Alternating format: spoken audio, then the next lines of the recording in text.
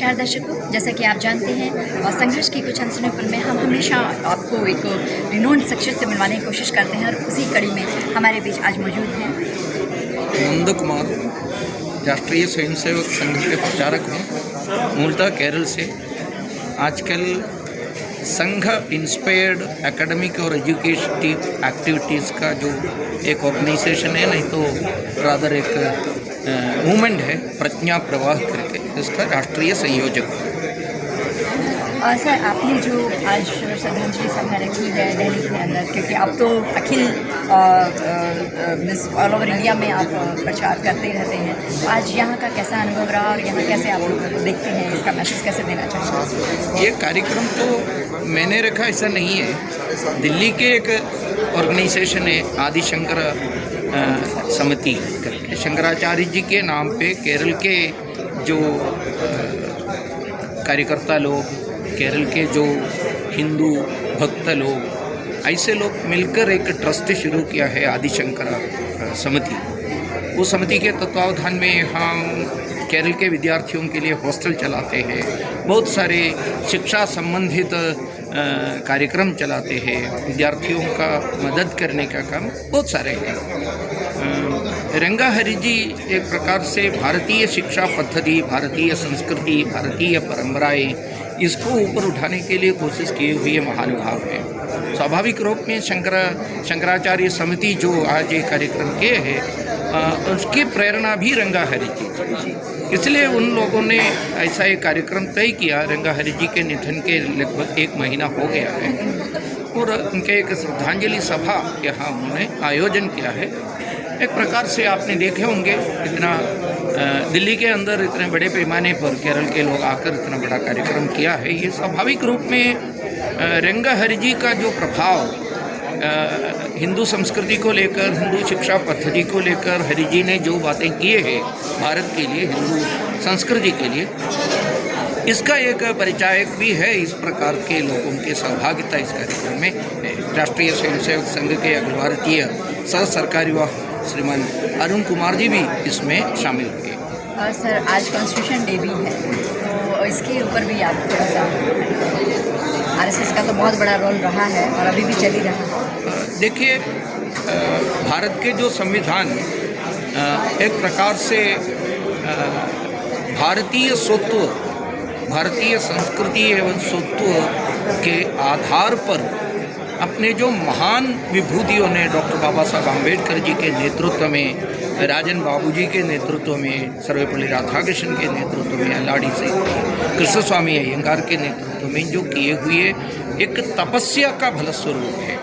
ये एक दिन में आए हुए किसी एक किताब नहीं है, वो एक प्रकार से मैंने जो बताया भारतीय स्वत्व का प्रकटीकरण है। कॉन्स्टिट्यूशन के रूप में हमको आए हैं। भारतीय आत्मा, भारतीय राष्ट्र के आत्मा के स्वरूप श्री राम जी को चित्र आलेखन करते हुए इसका ओरिजिनल कॉन्स्टिट्यूशन है। ये सब हमारे सामने एक ही बात बताते हैं, ये भारत के आत्मा के प्रकटीकरण है, प्रादुर्भाव है, manifestation of our very identity, that is भारतीय संविधान। और भारतीय संविधान ऐसा एक ही संविधान ऐसा कर सकते हैं, सामान्य हमारे ये सिटीजन्स के अधिकारों के बारे में केवल नहीं है, कर्तव्यों के बारे में भी बताया है। भारत के सिटीजन्स के राइट्स के साथ साथ ड्यूटीज़ वो भी महत्वपूर्ण है। ये ड्यूटीज़ सही में अगर भारतीय भाषा में अगर आप अनुवाद किया है तो धर्म, एक एक व्यक्ति का धर्म क्या है, एक सिटीजन इस रूप में उनका जो पौर इस रूप में उनका ड्यूटी क्या है, बताने से का आधार में भारतीय धर्मशास्त्र, धर्म में कहने के समय सामान्यतः लोगों को, एक हिंदी भाषी लोगों को एक मिसअंडरस्टैंडिंग होते हैं, धर्म यानी रिलीजियन नहीं है। धर्म अपने अपने दिव्य कर्तव्य है। धर्म एक एटर्नल लॉ है, पूरे विश्व को, इस प्रपंच को एक जैसा जोड़कर रखने वाले महाकानून या नियम का नाम है। It is so that is why the great people used to define dharma as the eternal law which binds us together. So that dharma is very much manifested in the constitution, in the rule, the duties of the citizen. So ये सब बातें, and even आजकल बहुत ज़्यादा चर्चा हो रही है भारत का नाम क्या है इसको लेकर. अगर आप आर्टिकल 1 देखा है तो the very first article itself clearly stating without any confusion or doubt that India, that is Bharat. They have never said that it was Bharat, it is Bharat. Bharat सही में भारत का नाम भारतीय है, वो आजकल इंडिया इस नाम से पुकारते हैं, इस स्पष्ट रूप में बताते हैं. If you are going deep in the constituent assembly debate, वो कॉन्स्टिट्यूंट असेंबली डिबेट में भी दिनों भर अनेक समय तक, लंबे कालावधि तक इस पर्टिकुलर आर्टिकल के ऊपर डिस्कशन हुए थे. सो मेरे ख्याल से ऐसे दिनों में, आज संविधान के पवित्र दिन है, ऐसे दिनों में ये महत्वपूर्ण बातों के बारे में, संविधान के इस प्रकार के विशेषताओं के बारे में खास तौर पर नए पीढ़ी विद्यार्थी लोग चर्चा करने की ज़रूरत है, सीखने की ज़रूरत है, उसके अनुसार ज़िंदगी आगे बढ़ाने की भी ज़रूरत है. सर, आपने कहा कि आज के इस पावन दिन पर हम देखते हैं कि कितने सालों से महिला रिजर्वेशन बिल लटका हुआ था, जो कि एक बहुत बड़ी देन है इस कॉन्स्टिट्यूशन डे के ऊपर, वुमेन रिजर्वेशन बिल. तो वो 2029 में लागू होने वाला है. तो देश के अंदर जो 181 महिलाओं की जो सीट रिजर्व की है कि किस तरह से कैसे रहेगा, तो उसमें भी बहुत काम की ज़रूरत है. तो थोड़ा सा आप उसके ऊपर भी दर्शकों को बताइए. देखिए, अपने जो संविधान पहले से लेकर महिलाओं को प्रमुखता देते हैं.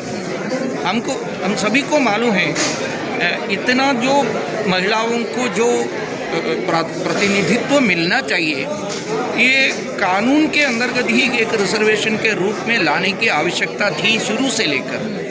But I don't know why, I don't want to criticise anyone for this cause, but it didn't happen.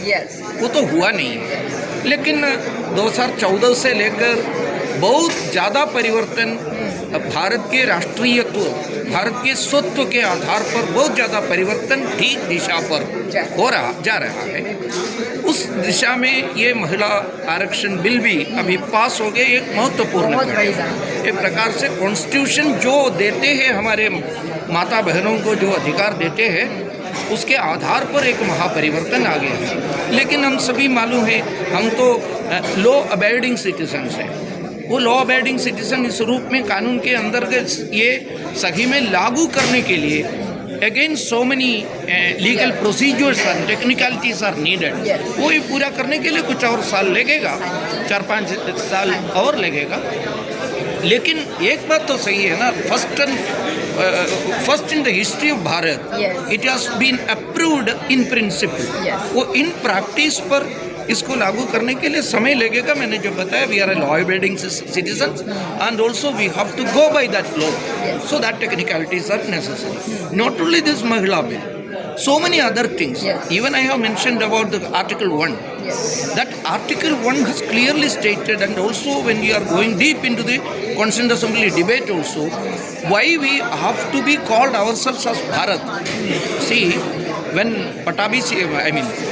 Kamalapati Tripathi was speaking in the Constituent Assembly debate, he was saying, for the last several years हम गुलामी में थे. गुलामी का जो problem ये क्या है, हमारे आत्मा भी सो जाते हैं. स्वतंत्रता मिलने के साथ साथ अगर आपका आत्मा को भी जगाना है तो ठीक नाम से उनको पुकारना चाहिए. वो पुकारने के लिए एक सबसे अच्छे नाम भारतीय है. ये भारत, वो बातें सब कॉन्स्टिट्यूंट असेंबली डिबेट्स में था. Fortunately or unfortunately, I don't know, but it has not been clearly shown in our constitution. But now, see, for the first time in the history, again, that also came into the discussion. माननीय प्रधानमंत्री जी G20 Nations का जो उस समय उसी background में उन्होंने घोषणा किया है, Bharat is originally Bharat only. We can not say that.